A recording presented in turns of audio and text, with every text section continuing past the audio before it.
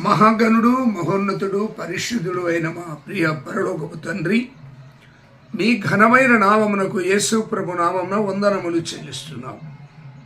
పరమ తండ్రి, నేను చాలా సంవత్సరాల నుండి నా సాక్ష్యము వినిపించాలి అని ఆలోచించాను. కానీ ఈ దినమున మీరు నాకు ఇచ్చిన ఈ అవకాశమును బట్టి స్తోత్రములు చెల్లిస్తున్నాం. పరమ తండ్రి, నా సాక్ష్యము వినిపించబోతూ ఉండగా నా తండ్రి, వాక్యమును సాక్ష్యమును విన్న ప్రజలు మారు మనసు రక్షణ పొందుటకు కృప చూపమని మనవి చేస్తూ ఉన్నాం. దయగల దేవుడు, నీకు వందనాలు. ఇప్పుడు వాక్యమును లేక సాక్ష్యమును చెప్పబోతూ ఉండగా తండ్రి, నీ ప్రజలకు వినిపించుటకు క్రమమైన రీతిలో సాక్ష్యం వచ్చినట్లుగా సహాయం చేయమని యేసు ప్రభునామంలో ప్రార్థిస్తూ ఉన్నాము తండ్రి, ఆమేన్. నా పేరు అయ్యల ప్రకాష్.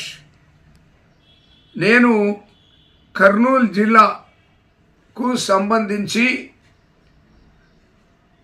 ఆంధ్రప్రదేశ్ రాష్ట్రమునకు సంబంధించి ఇండియాకు సంబంధించిన వాడను. నేను ఆర్లగడ్డ సమీపములో చాకరాజువేముల గ్రామంలో జన్మించాను. నా జన్మదినము 1/7/1956 సంవత్సరం. నేను ఇంటర్మీడియట్ వరకు కోయలకుంటలో కర్నూలు జిల్లాలోనే చదువుకున్నాను. డిగ్రీకి కడపకు వచ్చాను. ఇది కూడా ఆంధ్ర రాష్ట్రంలో ఉన్నటువంటి కడప జిల్లాకు సంబంధించినది. ఈ కడప జిల్లాలో నేను డిగ్రీ చేరడానికి వచ్చాను. డిగ్రీ చదువుతూ ఉండగా నా జీవితంలో అనేక మలుపులు ప్రారంభమయ్యాయి. నేను దేవుని ఉచిత కృపను బట్టి నాకు 19/5/1976 సంవత్సరంలో నాకు టైపిస్ట్ ఉద్యోగము గవర్నమెంట్లో దేవుడు అనుగ్రహించాడు. ఆ ఉద్యోగము చేస్తూ నేను దేవుని కృపను బట్టి రెవెన్యూ డిపార్ట్మెంట్కు 3/12/1976 సంవత్సరంలో మారాను. రెవెన్యూ డిపార్ట్మెంట్లో పనిచేస్తూ ఉండగా నేను కొంత అనతి కాలములోనే నేను రెవెన్యూ ఇన్స్పెక్టర్గా ప్రమోషన్ పొందడము, ఆ తర్వాత డిప్యూటీ తహసీల్దార్గా ప్రమోషన్ పొందడము, ఎంఆర్ఓగా పనిచేయడం ప్రారంభించాను. నేను ఉద్యోగం చేస్తూ నా ఇష్టానుసారముగా దేవుడు చేసిన మేళ్లను మరిచి తిరుగుతూ బ్రతికిన వాడను. స్నేహితులతో ఇష్టానుసారముగా త్రాగుచూ డ్యూటీలో సమయాన్ని గడుపుతూ నేను జీవించిన వాడను. నేను వివాహము చేసుకున్న తర్వాత నేను ఉద్యోగము చేస్తూ మొట్టమొదటగా నేను అనేక ప్రదేశాల్లో పనిచేశాను. మొట్టమొదటగా నా ఉద్యోగము రెవెన్యూ ఇన్స్పెక్టర్గా వేంపల్లి మండలానికి చేశాను. అక్కడి నుంచి నేను డిప్యూటీ తహసీల్దార్గా కోడూరు ప్రాంతంలో నేను గోడౌన్ ఇన్స్పెక్టర్గా అక్కడ చేరి 2 సంవత్సరాల అనతి కాలంలోనే నాకు సంబేపల్లి అన్నటువంటి మండల రెవెన్యూ ఆఫీసర్గా ట్రాన్స్ఫర్ రావడము, అక్కడి నుండి 1 సంవత్సర కాలం పనిచేసిన తర్వాత నేను కాజీపేటకు ట్రాన్స్ఫర్ కావడము జరిగింది. ఈ ప్రకారముగా కాజీపేటలో పనిచేస్తున్న సమయము 2 సంవత్సరాలు దాటిన తర్వాత నేను తిరిగి చెన్నూరు మండలమునకు అక్కడ ఎంఆర్ఓగా నేను ట్రాన్స్ఫర్ అయ్యాను. అక్కడ నేను 4 సంవత్సరాలు పనిచేశాను. కానీ అయితే మొదటి సంవత్సరం వరకు నేను ఈ లోక సంబంధమైన జీవితంలోనే బ్రతికాను. అయితే 7/11/92 చెన్నూరు మండలములో దేవుడు నన్ను ఆకర్షించుటకు అనేక కారణాలు ఉన్నాయి. అందులో నేను ప్రకాశ్ నగర్ అటువంటి కడపలో కాపురమున్న సమయములో జరిగిన సంఘటన ఏమిటి అంటే, కాపురము చేస్తూ ఉండగా నా కుటుంబం మీద ఇంటికి ఎదురుగా ఉన్నటువంటి వ్యక్తి, ఆ మనుష్యులు అనుకోకుండా దాడి చేయడం జరిగింది. ఈ దాడిలో నా తమ్ముళ్ళు కూడా చాలామంది గాయపరచబడ్డారు. ఈ విధంగా గాయపరచబడి ఉన్నప్పుడు ఇక నాకు మనశ్శాంతి లేని పరిస్థితి కరువైంది.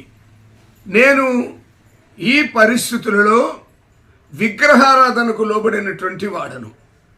ఇంటిలో కూడా విగ్రహారాధనకు సంబంధించిన ఫోటోలు ఉంచుకొని వాటికి కూడా నేను ఊదిబత్తీలు వెలిగిస్తూ నమస్కారము చేసుకునేవాడిని. దానిని బట్టి మా భార్య, నువ్వు ఇలా చేస్తే దేవుని కోపం నీ మీదికి మండుతుంది అని ఆమె నన్ను హెచ్చరించినా నేను దానిని ఖాతరు చేయకుండా ముందుకు వెళ్ళాను. ఇలాంటి పరిస్థితుల్లో జరిగిన సంఘటన ఏమిటి అంటే, నేను అప్పటికి చెన్నూరు మండలంలో ఎంఆర్ఓగా పనిచేస్తూ ఉంటిని. ఈ మధ్యలో ఎవడైతే మా ఇంటికి ఎదురుగా ప్రకాశ్ నగర్లో కొట్లాట జరిగిందో ఆ వ్యక్తిని అనుకోని పరిస్థితులలో పోలీసులు అరెస్ట్ చేశారు. పోలీసులు అరెస్ట్ చేసినప్పుడు అతడు జైల్లో ఉండి, అతడు ఇంకా కొంతమంది నా మీద ప్రతీకారం చేయుటకు నన్ను చంపాలని కూడా వారు ప్లాన్ వేసుకొని, నేను జైలు నుండి విడుదలైన వెంటనే నేను వాని విషయాన్ని తేల్చుకుంటాను, వీలు ఎత్తే మర్డర్ చేస్తాను అని కూడా వారు తీర్మానించుకున్నారు. ఇలాంటి పరిస్థితుల్లో నాకు తెలిసి నేను మనశ్శాంతి లేకుండా కోల్పోయాను. అనుదినము కూడా నేను అనేక మంది జ్యోతిష్కులను ఆశ్రయించేవాడిని. అనేక మంది నాకు ఇంటి దగ్గరికి వచ్చి రకరకాలు ఈ విగ్రహారాధన క్రియల గురించి చెప్పేవారు. నీ ఇంటిలో ఇలా ఉంచితే మంచిది, అలా ఉంచితే మంచిది, ఇలా చేస్తే నువ్వు వారి బారి నుండి కాపాడబడతావని నన్ను రకరకాలుగా భయము కలిగించే విధంగా చేశారు. అయితే వారు చెప్పినట్లు నేను అన్నీ నడుచుకున్నాను. ఇలా నడుచుకున్న పరిస్థితులలో నేను అనుదినము కూడా ఆఫీసుకు వెళ్ళాలంటే భయపడిపోయేవాడిని. అందుకు ఒక అబ్బాయి రౌడీగా ఉన్నటువంటి వ్యక్తిని వెంట పెట్టుకుని చెన్నూరు మండలానికి పోయేవాడిని. అయితే అనుదినము కూడా నా భార్య నా కన్నీరు విడిచి ప్రార్థన చేసేది. కన్నీరు విడిచి ప్రార్థన చేస్తూ ఉన్న సమయంలో ఈ మధ్యకాలంలో కేవలం 6 రోజుల్లో జరిగిన సంఘటన. అనుదినము నా వెంబడి ఆ వ్యక్తి వస్తున్నాడు. అతడు ఒక దినమున బాంబులు తీసుకొని నా వెంబడి వచ్చాడు. ఆ బాంబులు తీసుకొని నా వెంబడి వచ్చి అతడు ఆఫీస్ బయట కూర్చున్నాడు, నేను లోపల కూర్చున్నాను. అనుకోకుండా నాతో చాలా మంది మాట్లాడి పోతూ ఉన్నారు. ఈ జరిగిన సంఘటనలో ఈ సమస్యలు అనుకోకుండా దేవుని స్వరం అనుకోవాలా నాకు తెలియదు. ఆ దినమున వెనక్కి తిరిగి చూస్తే నేను కిటికీ దగ్గర ఉన్నాను. అప్పుడు నాకు కలిగిన భయం, ఈ కిటికీలో నుంచి నా మీద బాంబులతో విసిరి కొడితే నేనేమైపోతాను అని భయపడి వెంటనే బయట ఉన్నటువంటి ఆ వ్యక్తిని నేను పిలిపించి నా ప్రక్కన కూర్చోబెట్టుకున్నాను. ఇంటికి వచ్చే సమయంలో నాకు ఒక ఆలోచన కలిగింది. అదేమిటంటే, ఎంతకాలము నేను ఇలా భయపడుతూ బ్రతకాలి? ఒకవేళ నేను ఏమైనా చేస్తే నా పిల్లల మీదకి కూడా ఆ శత్రువులు వారి మీదకి ఇబ్బంది కలగచేస్తారు అని పరిస్థితులు ఆలోచించి, అయినా ఏది ఏమైనా జరిగినా పర్వాలేదని నేను మా బంధువులను ఆర్లగడ్డ దగ్గర నల్లగట్ల అన్నటువంటి గ్రామంలో నా రక్త సంబంధికులు అంటే మా అమ్మ తరపున బంధువులు ఉండేవారు, వారిని పిలిపించి వారితో సంప్రదింపు జరిపిన తర్వాత తిరిగి ప్రొద్దుటూరు దగ్గర దేవరాజు గారు, ఆయన ఈనాడు ప్రభు దగ్గరికి వెళ్ళిపోయాడు. ఆయన ఇంటి దగ్గరికి వచ్చి మాకు చెప్పిన మాట ఏమిటంటే, నీకు దేవుడు కావాలా దయ్యము కావాలా కోరుకోమన్నాడు. నేను అనుదినము కూడా నిద్ర పట్టక పూర్తిగా మత్తు మందులు స్వీకరించి వచ్చి ఇంట్లో పండుకునేవాడిని. కాబట్టి మా భార్య మాత్రం అనుదినము కన్నీరు విడిచి ప్రార్థన చేస్తూ ఉంది.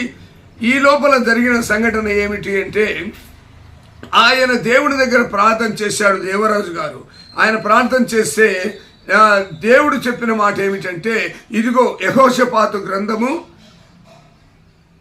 20వ అధ్యాయమును అనగా దినవృత్తాంతములు 2వ గ్రంథము 20వ అధ్యాయములో వ్రాయబడిన యెహోషాపాతు గారి యొక్క చరిత్రను దేవుడు ఆయనకు చూపడము, 3 దేశస్థులు ఆయన మీదకి దండయాత్రకు రావడము, ఆయన దేవునికి మొరపెట్టడము, దేవుడే వారితో శత్రువుల పైకి యుద్ధం చేసి అప్పుడు వారందరినీ హతమార్చినట్లు అక్కడ దేవుని లేఖనాన్ని చదివాం. ఆ రోజు సాయంకాలం ఆయన రాత్రి వేళలో వచ్చాడు. మేము రాత్రి పూర్తిగా ఇంటాక్సేషన్ అనగా మందులో ఉన్నాను. ఆ సమయంలో జరిగిన సంఘటన ఏమిటి అంటే, రాత్రి 10 గంటలకు ఆయన దగ్గర కూర్చొని మాట్లాడుతున్నాం. ఏమని, అయ్యా నాకు మనశ్శాంతి లేదే, ఏం పరిస్థితి, మరి మనమే ముందుగా వారిని అటాక్ చేస్తామా, ఏం చేస్తాము అని అడుగుతూ ఉంటే ఆయన అంటున్నాడు, అయ్యా నేను దేవుడు నాకు చెప్పిన 2 ఆప్షన్లు నీకు చెబుతున్నాను. అదేమిటి అంటే, నీవు బాంబులతో ఎదుర్కోవాలని ఉందా లేక ప్రార్థనలో ఎదుర్కోవాలని ఉందా అని నన్ను అడిగాడు. అడిగితే నాకు అప్పటికే మనశ్శాంతి లేదు. నేను నా భార్య ఇద్దరం కూడా అన్నాము, మాకు గలాటలు వద్దు, యుద్ధము వద్దు, మాకు దేవుడు కావాలి అని రాత్రి 10 గంటలకు నేను మొట్టమొదటిగా అనగా 6/11/92వ తేదీ రాత్రి 10:30 గంటలకు ఆయనకు చెప్పాం. అలాగైతే రేపు ఉదయం నుంచే ప్రార్థన చేస్తామని ఆయన 5 గంటలకే 7/11/92వ తేదీ 5 గంటలకే మమ్మల్ని లేపి కుటుంబ సభ్యులందరినీ లేపి మమ్మల్ని ప్రార్థనలో కూర్చోబెట్టాడు. నాకు అంతవరకు ప్రార్థన అంటే సరిగా తెలియదు. దేవుని దగ్గర 2 చేతులైతే నమస్కరించి అటు తర్వాత నా పని చేసుకొని పోయేవాడిని. దేవా నేను డ్యూటీకి వెళ్తున్నా, నాకు ఎలాంటి సమస్యలు రాకుండా కాపాడు అని అది మాత్రమే ప్రార్థన చేసుకునేవాడిని. కానీ దేవా నన్ను కాపాడు, రక్షించు అని ఏ రోజు కూడా నేను ప్రార్థన చేయలే. ఆయన చెప్పిన పొద్దున్నే ఎర్లీ మార్నింగ్ అంటే 5 గంటలకు ఆయన కూర్చోబెట్టి ఇక మొట్టమొదటిగా పాటలు పాడడం ప్రారంభించాము. పాటలు పాడుతూ ఉండగా ఆయన బైబిల్ తెరిచి చదవమన్నాడు. బైబిల్ తెరిచి చదవమంటే నేను బైబిల్ తెరిచాను, వెతకలేదు. స్ట్రైట్గా నాకు 2వ దినవృత్తాంతముల గ్రంథము 33వ అధ్యాయములో మనష్యరాజు ఉన్నాడు. అక్కడ ఆయన చేసినటువంటి విగ్రహారాధన క్రియలన్నీ కూడా నా కళ్ళ ఎదుటికి దేవుడు తీసుకొని వచ్చాడు. వాక్యము చదువుతూ ఉంటే దేవుడు అంటున్నాడు, నువ్వు ఈ విగ్రహారాధన క్రియ చేయలేదా, ఇది చేయలేదా, నువ్వు జ్యోతిష్కును ఆశ్రయించలేదా, నువ్వు మంత్రగాలను ఆశ్రయించలేదా, నువ్వు చేసింది ఏమిటి? అందుకే మనష్యరాజుకు వచ్చిన కష్టమే నీకు వచ్చింది.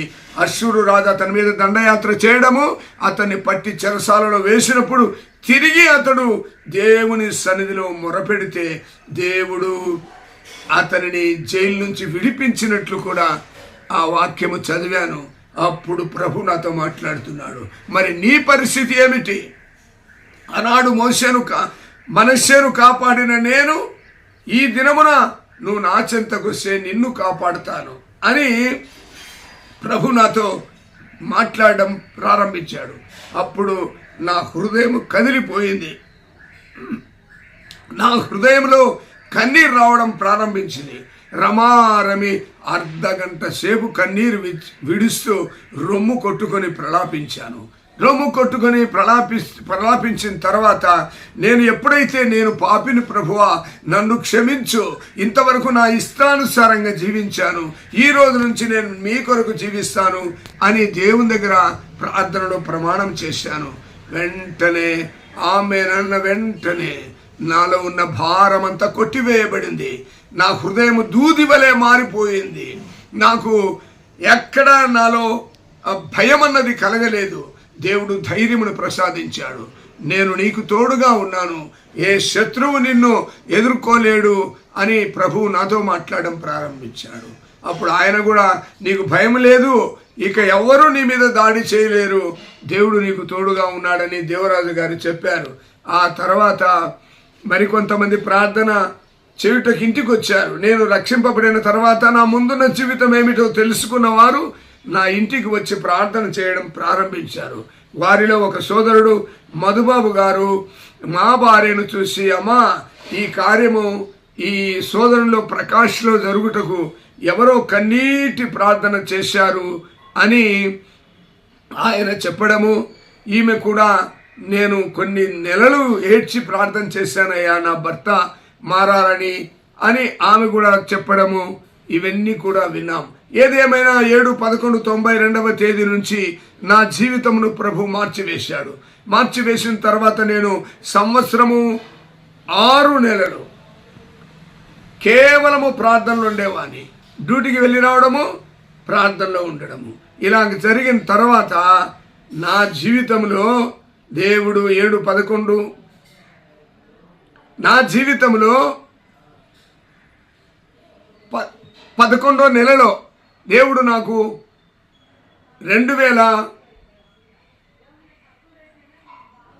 1993వ సంవత్సరంలో దేవుడు నాకు బాప్తిసం ఇప్పించాడు. బాప్తిసం ఇచ్చినప్పుడు దేవుని ఆత్మ నా మీదకి వచ్చింది. అప్పుడు నా మీద బండవలే ఆయన ఆత్మ పనిచేసింది. నాకు ఇక నాలో సమస్తమును తొలగించబడినట్లుగా నాకు అనుభూతి కలిగింది. ఆ తర్వాత దేవుడు నాతో మాట్లాడాడు, ప్రభువా, మరి నేనేమి చేయమంటావు? మీరు నా కొరకు చేసిన ఈ గొప్ప కార్యాన్ని బట్టి నేనేమి చేయాలి అని ప్రభువుని అడిగితే, నువ్వు నా కొరకు సువార్త ప్రకటించు కుమారుడా అన్నాడు. అందుకే మొట్టమొదటగా నేను 12వ తేదీ మొదటి నెల 1994వ సంవత్సరంలో చెన్నూరు మండలములో మొట్టమొదటిగా ప్రారంభించాను. దేవుని సేవను ప్రారంభించాను. అక్కడ ఉన్నటువంటి ఆ మండలం ఉన్న పల్లెలన్నీ కూడా నేను మీటింగ్స్ ఏర్పాటు చేస్తూ ఆ విధంగా చేశాను. అయితే చెన్నూరులోనే హెడ్ క్వార్టర్లో నేను మీటింగ్స్ ఏర్పాటు చేసినప్పుడు అక్కడ ఉన్నటువంటి రెడ్డి కులస్తులు, విగ్రహారాధనకు సంబంధించిన హిందువులు, వారు నన్ను ఇబ్బంది పెట్టాలని ప్రయత్నాలు చేశారు. ఎలా ప్రయత్నాలు చేశారు అంటే, వారు చివరికి నన్ను భూమి మీద లేకుండా కూడా చేయాలి, ఇతను ఇక్కడ నుంచి ముందు మా మండలంలో పని చేయకూడదు అని రకరకాలుగా ప్రయత్నాలు చేశారు. ఆ ప్రయత్నాల్లో వారు చేసిన పని ఏమిటి అంటే, దేవుడు నేను అక్కడ మీటింగ్స్ ఏర్పాటు చేసే సమయంలో నాకు ఒక రెడ్డి కులస్తుని సపోర్టుగా పెట్టాడు. అందుకు నేను అక్కడ సువార్త ప్రకటించడము, చెన్నూరులో సెంటర్లో పిహెచ్ సెంటర్లోనే మొట్టమొదటిగా నేను మీటింగ్స్ ఏర్పాటు చేశాను. ఆ తర్వాత రోడ్డు దగ్గర మరొక దినమున ఏర్పాటు చేశాను. ఆ తరమున వాళ్ళందరూ కలిసి, ఈ హిందువులందరూ కలిసి నన్ను అటాక్ చేయాలని కూడా ప్రయత్నం చేశారు. అందులో ఒక ఆర్ఎస్ఎస్ వ్యక్తి నన్ను లీడర్గా నా మీద అటాక్ చేయటకు లీడర్గా ఎంచుకున్నారు. ఆ లీడర్గా ఎంచుకున్న సమయంలో అతడు, నేను 7 రోడ్ల దగ్గర, నేను కొత్త బస్ స్టాండ్ దగ్గరికి వెళ్ళి నేను టీ తాగేసి వస్తాను, మీరందరూ రెడీగా ఉండండి, ఆ తర్వాత మీటింగ్ ప్రారంభమైన వెంటనే ఈ ప్రకాష్ గారి మీద అటాక్ చేస్తామని అక్కడ ఉన్న రౌడీ మీకులకి అందరూ చెప్పాడు. ఆ తర్వాత ఇతను అక్కడ వెళ్ళి తిరిగి రాలే. వీరందరూ కూడా ఎదురు చూస్తూ ఉన్నారు అతని కొరకు. అతను రాలేదు అని ఎదురు చూస్తున్నారు. దేవుడు నా కార్యాన్ని పూర్తి చేశాడు. రాత్రి 9:30 గంటలకు నేను మీటింగ్ పూర్తి చేసుకొని కడపకు వెళ్ళిపోయినా. ఆ తర్వాత ఏమి జరిగింది అని నేను పొద్దున ఆఫీస్కు వచ్చినప్పుడు అడిగితే, ఎవరైతే నేను ఇప్పుడే వస్తాను టీ తాగేసి అని వెళ్ళాడో అతను వాంతులు బేదులతో హాస్పిటల్లో అడ్మిట్ అయిన పరిస్థితి, కొత్త రోడ్డు దగ్గర.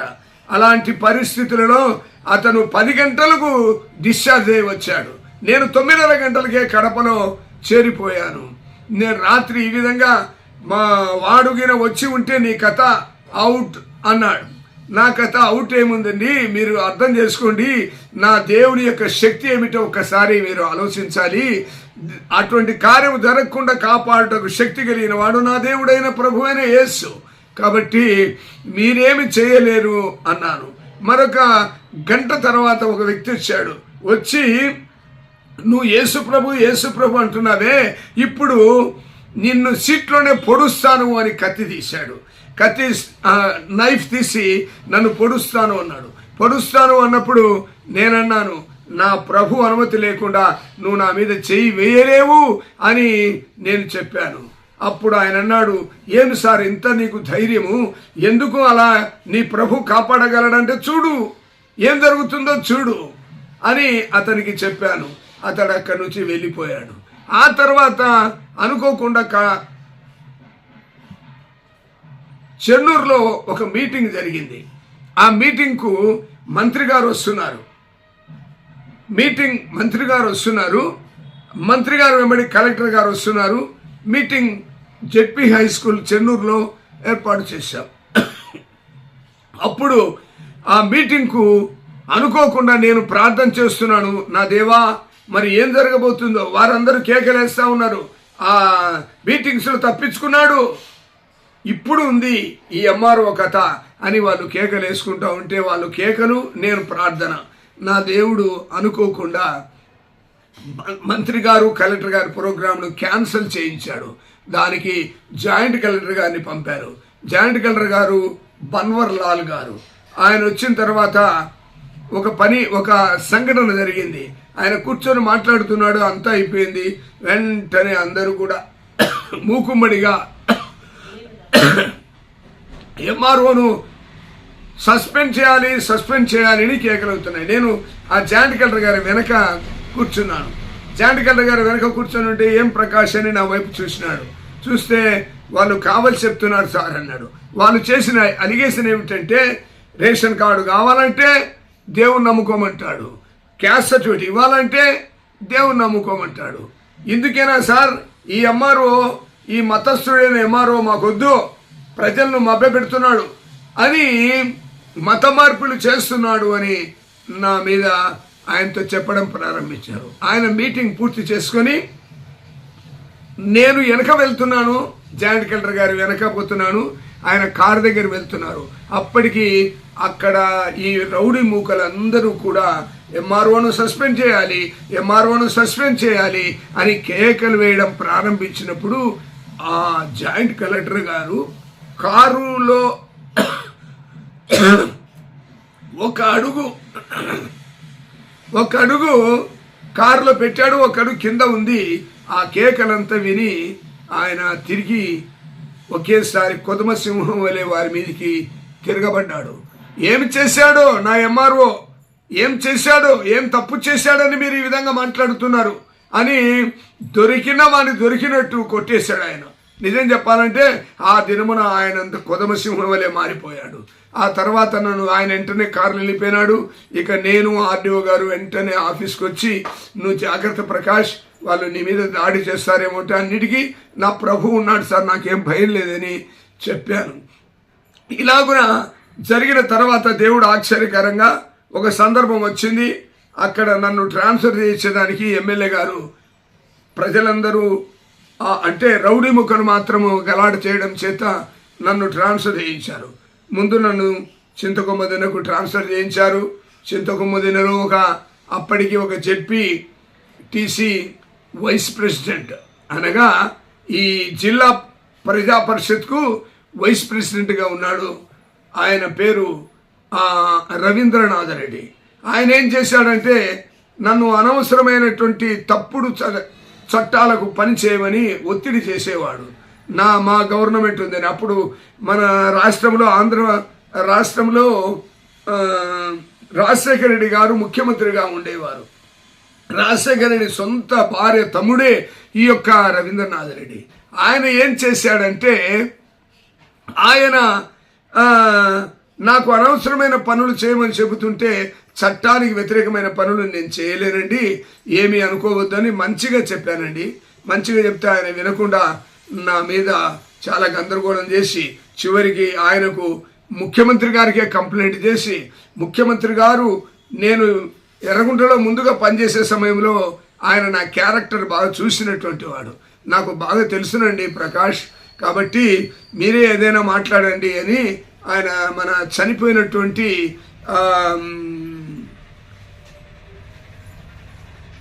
సెక్రటరీ గారుతో ఆయన మాట్లాడినప్పుడు ఆ సెక్రటరీ గారు కలెక్టర్ గారితో మాట్లాడినాడు.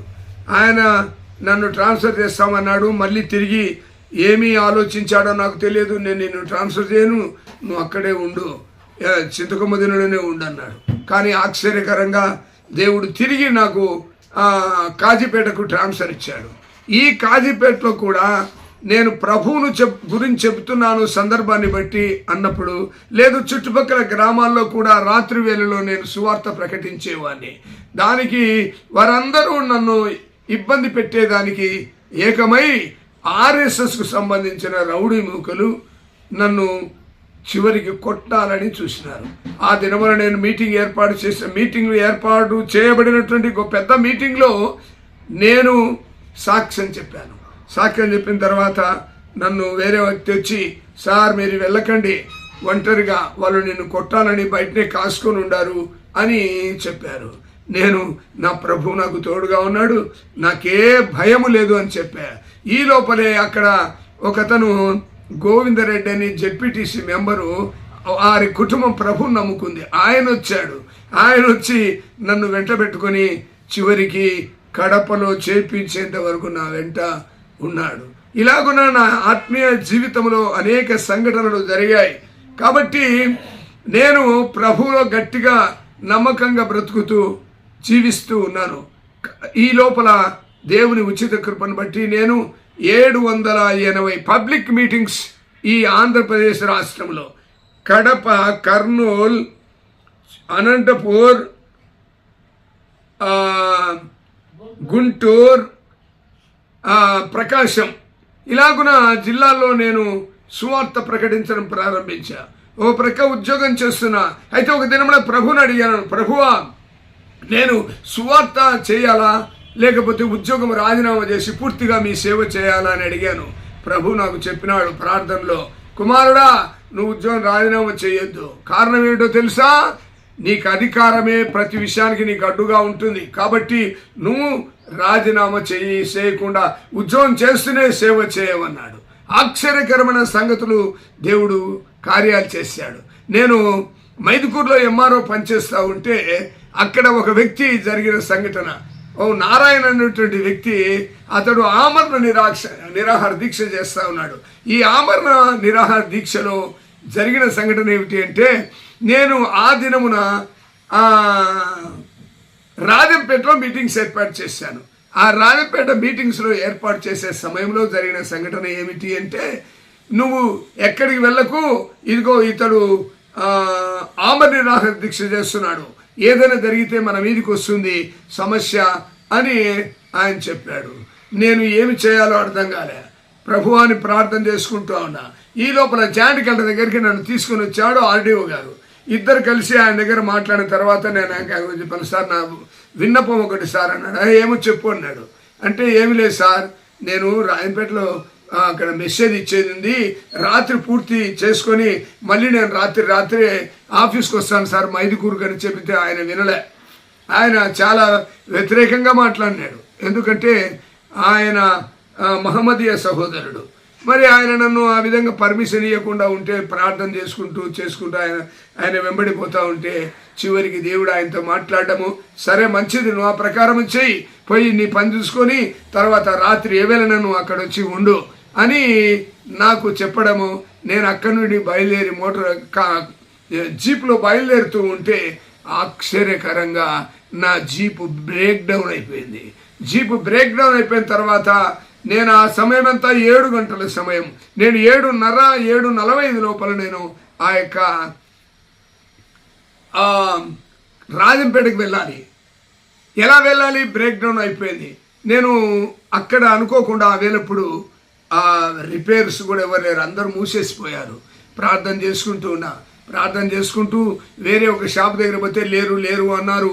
మరి ఆ తర్వాత ఆశ్చర్యకరంగా షాప్ మూసేస్తూ ఉంటే నేను అప్పటికి వెళ్ళి, అయ్యా కైండ్లీ ఈ విధంగా జరిగిందయ్యా, దయచేసి సహాయం చేయండి, నేను ఇలా వెళ్ళాలి అంటే వెంటనే వెళ్ళిపోయే పిల్లలందరినీ పిలిచి మీరు ఆ వెహికల్ వెనక్కి తోసుకొని రాపోండి అన్నాడు.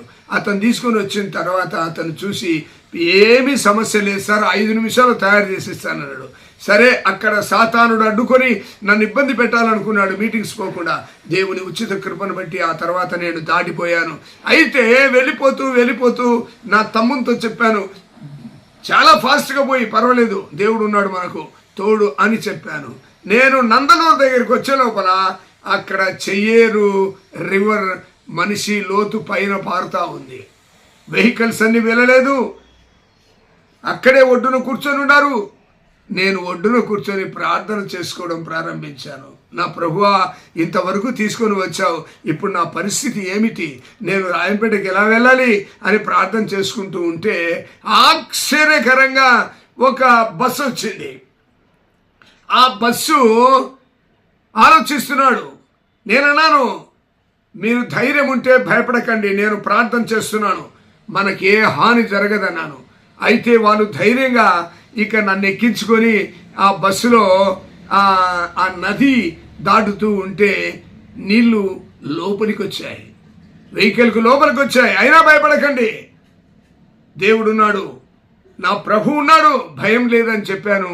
ఆ ప్రకారంగా నీళ్ళలో నుంచి ఆ వెహికల్ బయటికి వచ్చేసింది. ఆ తర్వాత వెంటనే రాజంపేట బస్ స్టాండ్కి వచ్చాడు. అయ్యా, నేను ఇక్కడ దిగేస్తాను అని చెప్పాను. అక్కడి నుండి వెంటనే ఒక ఆటో తీసుకొని మీటింగ్స్ ప్రాంతానికి వెళ్ళాను. మీటింగ్ వెళ్ళే లోపల అక్కడ అందరూ పాటలు పాడుతూ, నిజంగా ఆ దినమున పేతురు కొరకు జైల్లో ఉన్నప్పుడు ఎలా ఇంటిలో ప్రార్థన చేసుకుంటూ పాటలు పాడుతూ ఉన్నారో అలాంటి పరిస్థితే దేవుడు నాకు జ్ఞాపకం చేశాడు. అప్పుడు నేను అక్కడ ఉండి మరి మీటింగ్ జరిగించిన అందరు నన్ను చూసిన వెంటనే ప్రభువును స్తుతించారు. ఆ తర్వాత నేను రమారమి గంట సేపు మీటింగ్ జరిగించి తిరిగి నేను మైదుకూరు దగ్గరకు వచ్చి ఇంటికి పోకుండానే ఆ దినమున నేను అక్కడ నైట్ హాల్ట్ చేశాను. కాబట్టి ఇలాంటి సంఘటన మరొక దినమున మరొక ఆర్డీఓ గారు సందర్భం వచ్చింది. అక్కడ ఈ ఓటర్స్ లిస్టు గురించి సమస్య వచ్చింది. ఓటర్స్ లిస్ట్ వచ్చింది, అది ఆ దినమున పబ్లిష్ కావాలి. దానికి నన్ను మీటింగ్ వెళ్ళొద్దన్నాడు. కర్నూలులో మీటింగ్స్ ఏర్పాటు చేశాను. నేను ఆయన అడిగితే ఆయన నన్ను చాలా దుఃఖపెడితే నన్ను చూసి ఆయన ఏమాత్రము కనికరించలేదు. ఆయన లోపలికి వెళ్ళిపోయాడు. నేను బయట గేటు దగ్గర ప్రార్థన చేసుకుంటూ ఉన్నాను. తిరిగి మళ్ళీ అతడు బయటకు వచ్చాడు. వచ్చి, ఏం ప్రకాష్ పోవాను అని నన్ను గట్టిగా మందలించాడు. అప్పుడు నేను అన్నాను, దయచేసి ఒక్కసారి పర్మిషన్ ఇవ్వండి సార్ అన్నాను. ఆ తర్వాత నిజంగా ఆశ్చర్యకరంగా అప్పుడు ఆ ఆర్డీఓ గారు నాకు పర్మిషన్ ఇచ్చారు. నేను ఆ రాత్రి 11 గంటల సమయంలో కర్నూలు బయలుదేరి వచ్చి మరుసటి రోజు నుంచి 3 దినాలు మీటింగ్స్ ఏర్పాటు చేశాను. అయితే ఇన్ఫర్మేషన్ లేదని, సరిగా లిస్టులు సెట్ చేయలేదు, అది చేయలేదని నన్ను బెదిరించేదాన్ని చూసినారు. నేను తిరిగి వచ్చిన తర్వాత ఎటువంటి వార్త విన్నానంటే, నిజంగా చెప్పాలంటే ఆ దినమున దేవుడు మంచి శుభవార్తనిచ్చాడు. ఇదిగో నా కుమారుడా, నువ్వు ఎవరైతే నిన్ను బాధ పెట్టారో ఆ వ్యక్తి లేడు అని చెప్పాడు. నేను వచ్చిన తర్వాత జమ్మలమడుగుకు వెళితే జమ్మలమడుగులో వారు చెప్పారు, నీతో మాట్లాడిన తర్వాత వెంటనే ఆర్డర్స్ వచ్చాయి సార్, ట్రాన్స్ఫర్ అయ్యి కొండల ప్రాంతంలో వేశారు ఆయన్ను అని వాళ్ళు చెప్పారు. సరే, దేవానికి స్తోత్రం అని అన్నాను. మళ్ళీ ఆయన ఒక దినాన రిలీఫ్ పార్టీ కోసం వచ్చినప్పుడు నన్ను చూసి చాలా కోపగించుకున్నాడు. ఎందుకు, ఇతడు ప్రార్థన చేసింటాడు, అందుకే నాకు గతి పట్టింది. ఆర్డీఓ దగ్గర నుంచి స్పెషల్ పోస్ట్, పనికిరాని పోస్టులో ఆయన్ని వేశారు. కాబట్టి ఇలాంటి సంగతులు పలుమారు జరిగాయి. కాబట్టి నా ప్రియ దేవునికి మనసారా స్తుతి చెల్లిస్తూ ఉన్నాను. నా ఉద్యోగంలో జీవితంలో ఎన్నో జరిగాయి. నేను ఉద్యోగం చేస్తున్న సమయంలో నన్ను ఏసీబీకి పట్టియాలని ఎంతో ప్రయత్నం చేశారు. నా ఉద్యోగం పోగొట్టడం కాదు, నా పర్మనెంట్గా నన్ను జైల్లో కూడా పెట్టేదానికి ప్రయత్నం చేశారు. ఆ తర్వాత ప్రభు నన్ను ఆ విషయాల్లో కూడా ఆదుకొని ఒక రిపోర్ట్ డిఎస్పీ గారు నాకు వ్యతిరేకంగా గవర్నమెంట్కు రాస్తూ ఉండగా అక్కడ ఒక కానిస్టేబుల్, హెడ్ కానిస్టేబుల్ నేను నా చరిత్ర అంతా తెలుసు కాబట్టి ఆయన తిరగబడ్డాడు డిఎస్పీ మీదనే. ఆయన చాలా మంచివాడు, ఇంతకు ముందు వేరు, ఇప్పుడు దేవుని నమ్ముకున్నాడు, అతని మీద వ్యతిరేకంగా రాయకండి అని చెప్పాడు. ఎంత చెప్పినా డిఎస్పీ గారు ముందు రిపోర్ట్ ఇచ్చేయి అని అంటే ఆ పోలీస్ కానిస్టేబుల్లో నిజంగా దేవుడు ఎంత గొప్ప కార్యం చేశాడంటే ఆ రిపోర్టు తీసుకొని నా ఉద్యోగం పోయినా పర్లేదని ఆయన రాసిన రిపోర్టు చించి పారేశాడు. ఆయన ముందే ఎటువంటి సంఘటనలు పలుమార్లు జరిగాయి. కాబట్టి నా ప్రియ దేవుడు నాతో ఉన్నాడు. ఇప్పుడు కూడా నా ప్రభు ఈ కరోనా తర్వాత ఆయన నిజంగా కరోనాలో ఎంతోమంది ఇబ్బంది పడి ఉండొచ్చు, కానీ నేను నా 68వ సంవత్సరంలో ప్రభు నా మీద కరోనా పని చేయకుండానే దేవుడు కాపాడాడు. దేవునికి స్తోత్రములు చెల్లిస్తూ ఉన్నాను. కాబట్టి ఆ తర్వాత కూడా నువ్వు సంఘాలలో సువార్త ప్రకటిస్తూ ఉండు కుమారుడా. తిరిగి నేను 70వ సంవత్సరంలో నిన్ను నా కొరకు వాడుకోబోతున్నాను అని ప్రభు నాతో మాట్లాడాడు. నేను ఆయన కొరకు నమ్మకంగా ఉన్నాను. ఆయన నన్ను వాడుకుంటే ఆయన మహిమ కొరకే నేను జీవిస్తాను. నేను మరణించినంత వరకు నా ప్రభు సేవ చేయాలి అన్నదే ప్రభు దగ్గర నేను తీసుకున్న తీర్మానం. కాబట్టి దయచేసి నా తీర్మానం విషయమై నెరవేర్చబడినట్లు ప్రార్థనలు చేయమని మీ అందరికీ ప్రభు పేడ మనవి చేస్తూ నేను నా సాక్ష్యమును ముగిస్తూ ఉన్నాను.